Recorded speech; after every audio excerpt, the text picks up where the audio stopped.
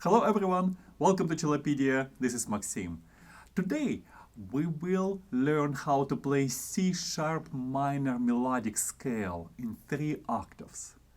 A lot of new shifts, and then on top of that we will try to play C-sharp minor arpeggio. And after you learn all of that, we will use it right away to play a very interesting etude by Sebastian Lee.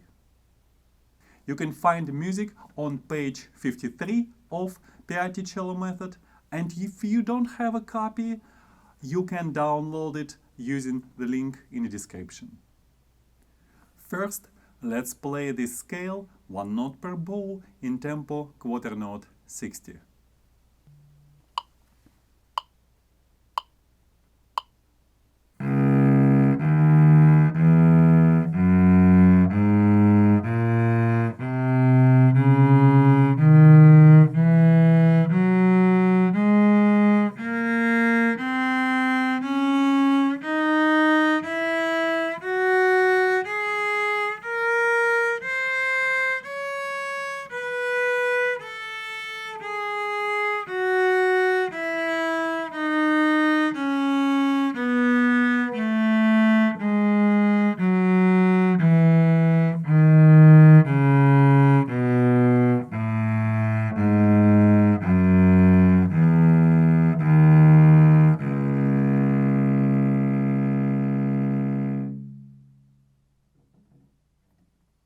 C-sharp minor has 4 sharps to start with, and if you want to play it melodic, that means on the way up you have to make steps 6 and 7 half a step higher.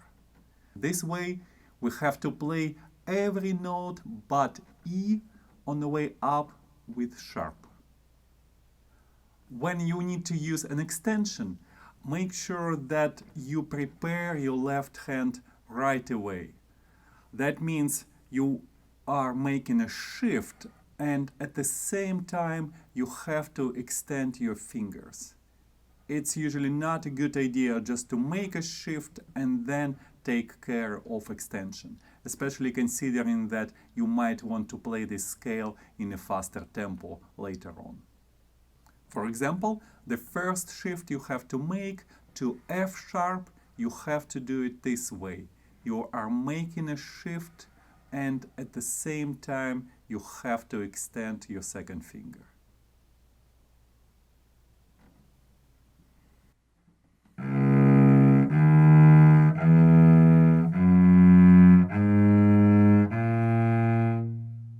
That will allow you to make a shift and prepare all fingers to the new position.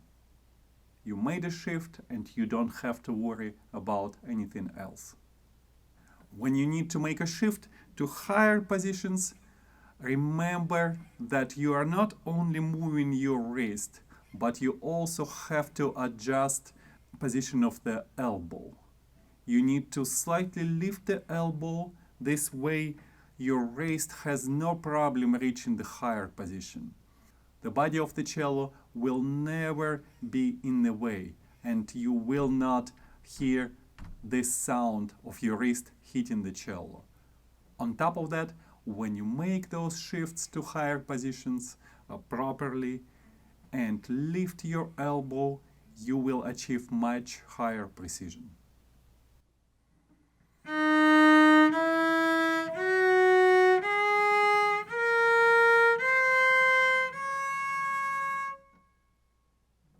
You also notice that I had to move the thumb up. I'm not keeping it in an old position, trying to extend my index finger as far as I can. This way my wrist is relaxed despite having to be in much higher position. You can also use a little bit different fingerings. In the highest position, when you play A sharp with the first finger, you could follow it by the second finger.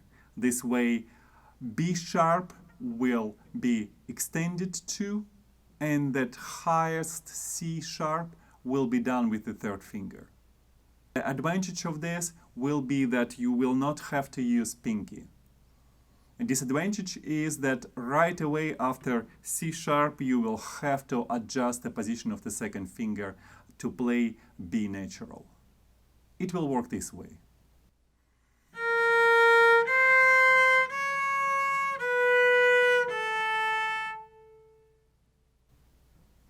It's up to you to choose which fingering you are going to use. I would recommend you trying to play with both fingerings. You will get more experience, and depends on the actual piece of music, one of those fingerings might be your preferred fingering. The C sharp minor arpeggio is quite tricky too. We will use top fingerings. You will have to make shifts right away. And later on I will explain you why I think that the top option is better fingering to use.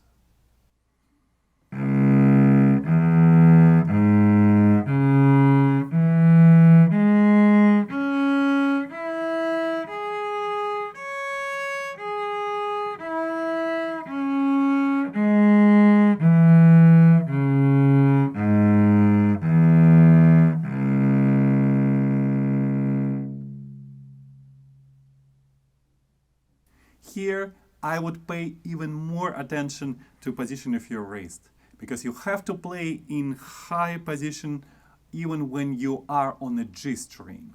And in order to reach that spot for E first finger, you need to make sure that your elbow is higher. If you forget about this, you will have to curve your wrist in a very unnatural way, and you will feel strain later on in your muscles or joints. And that's not a good thing.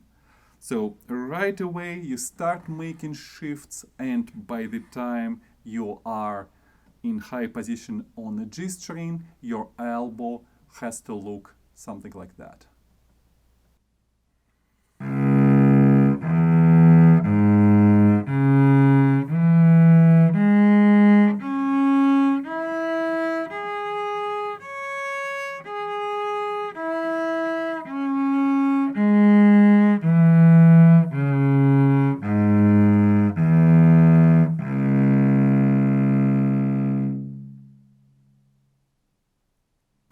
Don't forget to allow your thumb to follow other fingers. By the time you are here, your thumb should be above the fingerboard. Even though you are not using it here to play any note, that's a very good habit. You will need thumb later on to play actual notes. Plus, on top of that, that will allow you to make a very smooth shift, even higher positions on the D and A strings.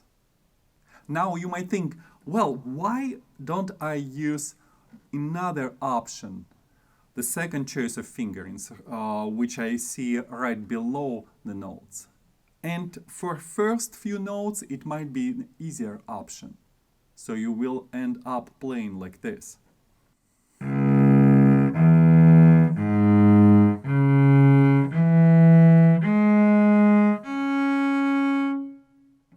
For first two octaves, that works perfectly well. But then you have to play just 3 more notes, and you will have to make 2 shifts, and every shift is quite long. And then it will be quite problematic to play it well.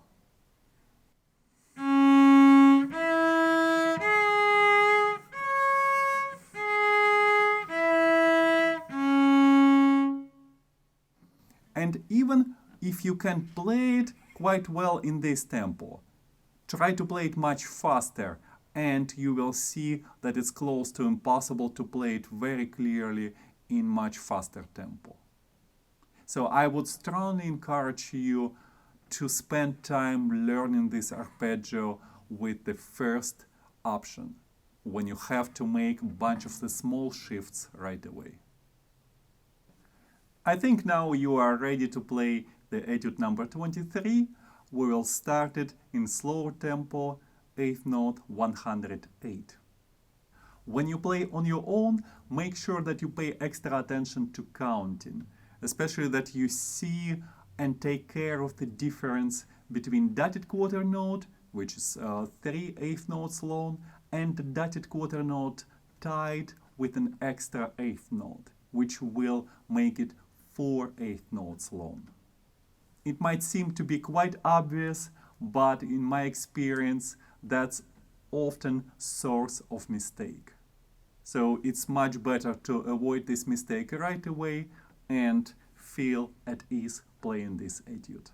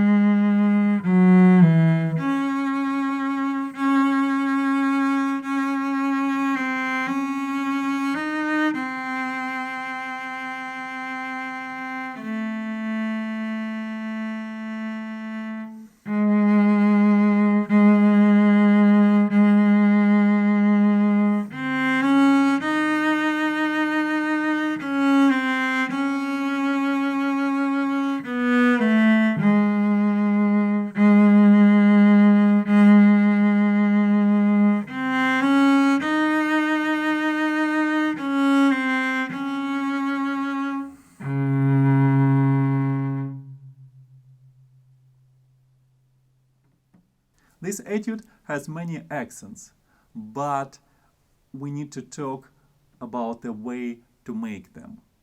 I don't think that normal way of playing accents when you position the bow on the string and give extra energy, dig in into the string and get harsher, louder sound at the beginning,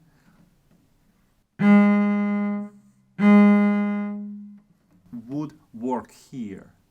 This is obviously very melodic, sad music. So it seems to be that we will need to use another technique to play accents, which is to play each note with the accent with a faster vibrato and somewhat faster bow speed. That will allow those notes to stand out, yet you will produce very beautiful, warm sound quality. Nothing will be harsh.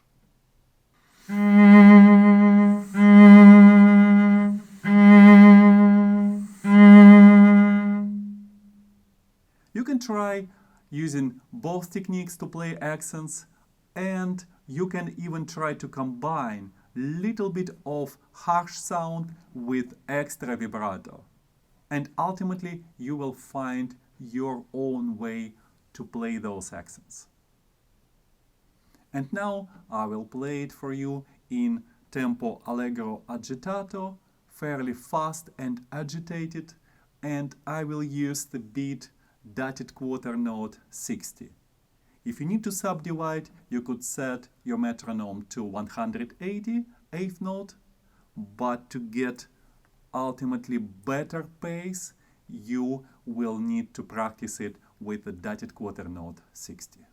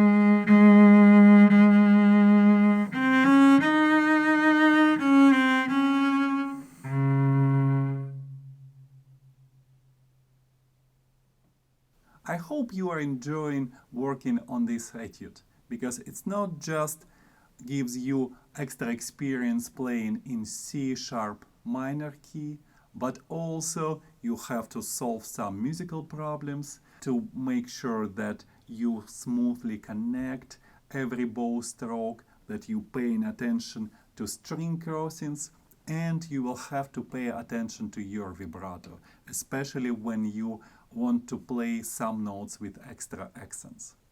So much work, but it's always worth it. Thank you so much for watching. All the best to you, and I hope to see you soon.